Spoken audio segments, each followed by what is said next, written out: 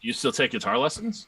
I never took guitar lessons. Yeah, you should absolutely do that immediately because the world of amazingness that it opens is Hmm. I still take it. I have three different teachers and I see them every Oh, week. cool. Well, Like it's unreal. Like this one guy I'm taking lessons with right now just looks at me one day and goes, "You know, scales are bullshit, right?" I'm like, "What? What? Wait, what?" Oh yeah, you're like this thing, and it just augments over the seven chord. And I'm like, whoa, back the train up. How? And he's like, oh yeah, because you see this note here, which implies this and that. They think, and he's doing it at like Mach 5 because he's crazy. I'll send you a video of him. He's beast mode incarnate. Like it's just not fair. You ever meet those musicians that you're like, oh not yeah, yeah. fair, dude. Mm-hmm. Not fair. Mm-hmm. But yeah, like I absolutely, dude. Even if you want to hang you and me, man, like it's worth it. It is super worth it. I'm not going to be presumptuous that I can teach you anything, but I'm sure you but could. I'm sure you I could. these just hang on the wall for decoration. I can't actually play, like, according to the YouTube comments. Oh Um, yeah, exactly. but it's so worth it, Jacob. I swear on all that is holy, it is Interesting. so worth it. Really? So Yeah, worth it. I just started taking vocal lessons again, and I so want to take piano lessons, man. Like I play the piano enough to teach it, but like, oh, piano's such a glorious instrument. Like when you actually know what you're doing, and I can play, but like I want to like play. You know what I mean? So and maybe I should add guitar on the list, man, because I really. Yeah, like have you ever like like you talk about the key of A, for example. What's Mhm. the three chord in A? Did you C ever get sharp an minor, accent? yeah. Yeah, C sharp minor. Okay, but like what makes it a C sharp minor and why? Like why can't it be a C sharp major? What would happen if we made it a C sharp major? What happens to that? Well, What yeah. I happens? mean, now you're And then you modulating, but yeah. So let me and see it if I is the answer because you have the minor third and because of the intervals that you're using, kind of thing, or are you going like even farther out than that? well, so yeah, like that's the level one is like yeah, okay, I'm making it a minor third, which imply the minor chord here. But if I want to sharp the three, then it becomes the major chord or whatever. But it goes yeah, but that's only because it's in the three chord position in relationship to A. So what if we change its relationship to something else and then put it in the place of that? And you're like, wait, what? What? Like for example, if I trade it as the three chord of G major, well then it's a B minor chord. So can Hmm. I put a B minor chord in place of a C sharp minor chord? And you're like, well, no. Well, sure you can. I've chosen to do that, which means now I'm chord borrowing. What? Hmm. Okay. And there's certain chords that if you play the aspect of them only become realized by arpeggiating said chord and then arpeggiating across diatonically. What? Like that gets dope. Like half the shit I see you doing, man. I'm like, man, if this son of a gun learned to sweep pick, it's game over. Hmm. It's game over. Yeah, Just, that'd be just cool. calling you, bro. Just calling you.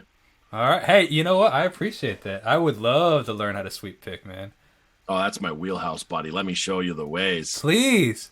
That's my wheelhouse. Like I built a Next that's my episode, bread and Jake, butter. DJ Temple teaches Jacob how to play, how to Oh, sweep. I'm done. That's my wheelhouse, bro. Because like sweeping leads to well, actually the order's supposed to go obviously down picking to alternate picking to economy picking to sweeping to revisiting true alternate picking to hybrid picking. Wow. And then by that point you're just game over. It's game over. And you'll be like, look at me, I'm Jacob Restituto, and I'm basically, playing everything at once while singing. Yeah, well, because thanks to a comment on YouTube, I noticed that I really, when I'm like playing, I favor the B and G string pretty much only, and I'll Ah, touch the other strings. No, but that's true. I was like, oh wow, I really don't use this other four strings. I need to work on that. Like, no, just no, there see, are good comments in the they're comment telling section. you wrong. I will tell you, as a guitar teacher of 20 years, this is what you're doing. Jacob Restituto is dominantly a vocalist. Mm. Okay, on your skill tree, if you were a video game character, you're like a vocalist and then a pianist and a guitar player, right? Like Hmm. vocalist is your I thing. would definitely, yeah, or song. I wouldn't even know if vocals were that great. I would say probably songwriter or producer songwriter, then vocalistish, then Yeah, yeah, yeah. But if let's say in the musical tree sure. of skill set, right? That's your thing. Is vocals are slightly ahead of the instrumentation. That's not saying you're a shitty instrumentation. I'm Don't saying take that it they're that way. slightly I ahead. agree. Now, what happens with vocalists 9 times out of 10 is they find a register of the instrument they prefer and they follow that line. Interesting. This is why when you watch your video, like I just watched it, if What About Bruno had a guitar solo, why do you follow a linear path? Because you probably practiced vocalizations and singing practices on a piano, and piano is a linear harmony instrument. It does not have three-dimensionality, whatever word to sound smart, that a guitar has. A guitar has three-dimensional harmonic values. Piano does not. The guitar is very much a Rubik's Cube. This is not a slight. So you're saying I think of the guitar through the lens of a singer. Like that, Yes. that is fascinating. You're right. Yeah, I would like I'm playing a melody line that I could sing. I would do a mic drop, but I have bought mics and know how expensive they are. Yeah, exactly. Unless it's a Shure SM58, 58, you could drop that from the sky and it'd still stick and work. That's true, but I also can't buy a replacement right now, so let's not risk it, you know. But that's 100%. I watched your video. Anytime you're doing a solo action or anything, it's like, yeah, okay, he's trying to follow. And this is not a slight. People think it is. It's no. not. I totally. This is very interesting. I understand where you're coming from, and I can see that. I totally do. I think of it like a melody line that I would sing. Yeah, like this one guy. That's really interesting. This one guy I take guitar lessons with, doesn't mince words. He doesn't care. He doesn't care, and I'm trying not to hint so nobody knows who it is because I don't want to. I'm not trying to say anything bad about him, but the world of music education is dominantly in, oh my God, I hope the student doesn't quit on me because I need these students. So we tend to like baby them. I don't baby my students. I'm really harsh to a 6-year-old because I find like they like the sarcasm. Okay. It makes us bond or whatever. The kids like I use these phrases like, okay, well, on a scale of 1 to 10, 10 is you're incredible, 1 is you suck, consider drums. I'm going to give you like a 9.5 because now they're used to hearing the word you suck and it doesn't mean they do. You know what I mean? Wow, I'm trying cool. to Yeah, sure. Stuff. But this one guy, my first lesson ever out the gate, 5 seconds into the lesson, he goes, stop. So you suck at picking. I thought you ran a music school. Oh, gosh. I'm like, what Sounds like a YouTube comment. Dude, and I'm talking, I paid $100 US for a half-hour lesson. Yeah. And I'm like, yeah, what? And he goes, clearly you suck at this. So what we're going to do is you're going to practice and I'm going to come back in a bit. And he left the room. Now, wow. When the lesson's over, did I come home and tell my wife, Janelle, that I'm pretty upset? Like, how dare he treat me that way? And like, what the hell? You know, like I worked really hard to make the money for that lesson or whatever. And my wife said the greatest thing ever. She's like, well, what would happen if your ego wasn't in the lesson? Okay. And now that was a year ago, and I still take lessons with the guy every week because he has tripled my game. Mm-hmm. And his picking economy is like, it looks like he's not moving, Jacob. He's playing like 30-second notes at 210, and it looks like he's not moving. He's so relaxed when he's doing stuff. And he perceives the instrument three-dimensionally on such a high level, which is what I'm trying to tell you. That's the next level, bro. That's the next level. I don't even know what that means, though. What does that even mean, like three-dimensionally? Can you define that? Yeah, let me grab a guitar. I'm going to clip this section right here. This is going to be this is the new clip I was talking about. Okay. So, without plugging it in, this is my Jackson that I play because I'm endorsed by Jackson. Yay. Hi, Jackson. So, typically what we'll see is we'll play a scale and it'll be one direction. Okay. Can you move your mic down slightly so it's right? Here we go. Yeah, there we go. Perfect. So if I play a scale, we're typically used to like, okay, this is the low end, and as I play up here, it starts to get higher. And then some of us go like this, and it starts to get higher. Mm-hmm. What we end up to actually able to do is there's ways to play a scale going the opposite direction, and it still sounds like it's going higher. Okay. This is not possible in piano. I can't move to the left on a piano key and make it sound higher. Okay. Oh, I just made you full screen. Hold on a sec. Let me bring it back. I thought you were going to keep your guitar up. So okay. So define that then.